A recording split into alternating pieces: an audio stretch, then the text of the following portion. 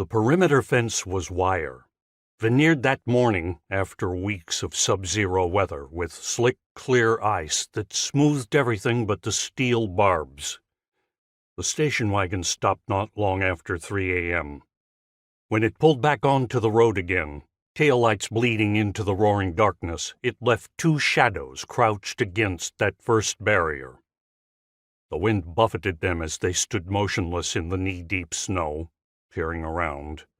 The storm obliterated the hills. It wrapped a gauzy curtain around the perimeter floodlights. When they were satisfied they were alone, they lowered their heads. All around them, writhing and howling, the darkness seethed. When they finished saying the prayer of abandonment, they hooked the figurines on the fence. The copper cutouts clattered as the wind caught their wings, rattling against the steel. Then they pulled out the cutters. The second fence, a few meters inside the first, was higher and stouter, of hardened chain link. They bent again over the tool. One held the section to be cut, the other pumped the handles. The howl of the wind obliterated the clack as the jaws closed. Beyond them, that same wind was stripping up long veils from the powder snow that blanketed the airfield. Red lights occulted above the tower. White and blue glowed deep in the storm.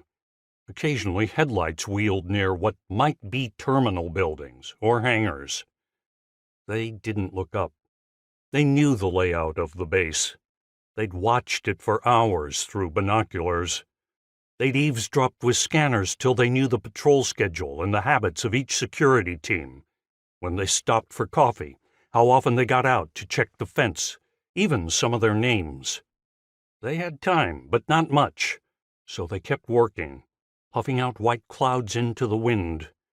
It mixed their warm breath with icy snow and flung it all away into the night. A 3-foot square section of the second fence fell away. They dropped to the snow and wriggled through, the larger shadow first, then the smaller.